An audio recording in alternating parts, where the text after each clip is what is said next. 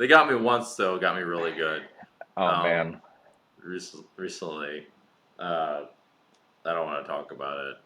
Uh,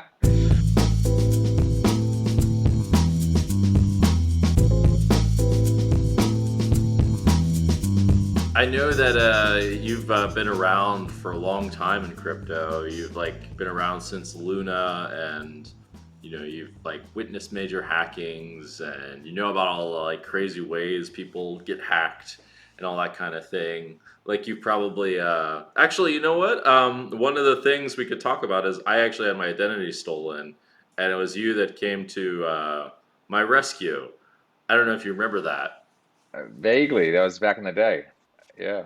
Yeah, I don't know if that's a crypto security thing, but like that's one of the things where one basic of crypto that helped me, that saved me from that was I had a 2FA. So whoever stole my identity, even though they got into, I think they got into my email, they couldn't get anywhere. Critical. But Yeah. yeah, I remember you were able to get around like the person like rerouting my phone number. Like they didn't just take my phone number, they ported it or something like that. So I had to The sim like jacking. Yeah, of course. Now I remember. Yeah, sim jacking. Listen, it's like happened to a lot of crypto people. They get sim jacked and then they get into your Coinbase or Gemini or Kraken account. yeah. So why don't we start with that one? Just because that's one that's close to me. It was one of the ways I got hacked. I don't know how to stop that one, other than 2FA. But yeah, tell us a bit about how that's happened, and if you know of any like prominent cases where people got sim jacked for like huge amounts. I do. I know of one case in particular. A guy got hacked for over $1 million out of his Gemini account because he got sim jacked. I hesitate to say his name. I don't want to throw him under the Oh, okay. bus if he's embarrassed. He's a gambler though. He's not a pro gambler, but he's a big gambler, and he's definitely known in the community. It's basically common to get sim jacked. People go into a T-Mobile or Verizon, and they'll either bribe the guy that works there, or they can draft a fake ID. They'll print themselves up a fake ID that says they're you, and convince them to do it without having to bribe them. So, one of the ways to first deal with that is there's a couple ways. One is it's probably a bad idea to attach your primary cell phone number to your crypto account. If you have a kind of Coinbase, obviously you need to pair it with a phone.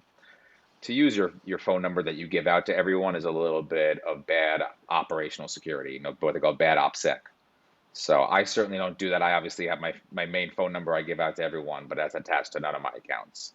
So you could sim jack me, it would be a hell of annoying, but it wouldn't give you access to any of my accounts. That's step one. Step two is obviously you want to do something called SIM locking, which is you call up Verizon and you tell them you want to lock your SIM, and you can lock it with a passcode or PIN code.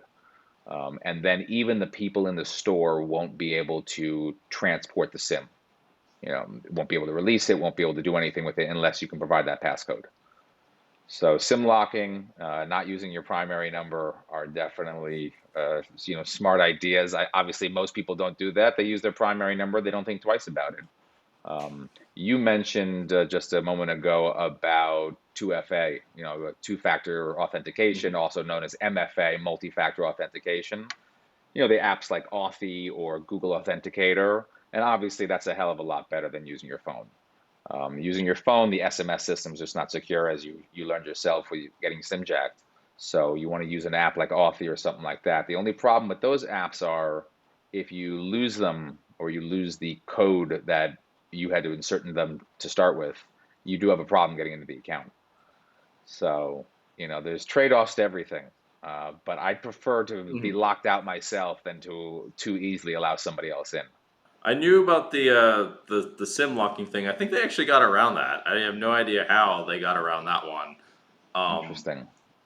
I don't. I'm pretty sure I had my locked code for all that, but it was just yeah, they weren't having it.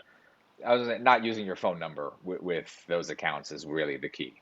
You should either have a burner phone or you can buy a number online. They have websites you can buy phone numbers that are just online numbers. Off the top of my head, Twilio comes to mind for people to use. Mhm. But buying a burner phone or something like that, something that almost nobody knows about, and using that phone, um, good idea. Okay. Okay, I guess I could do that. That's something I didn't even think about. I have a couple sketchy things that happen.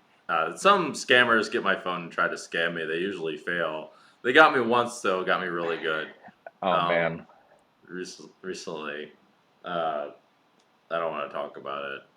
Uh, yeah, but I might start. I might do that and stop giving away my main phone number because I'm tired of these idiots having my phone.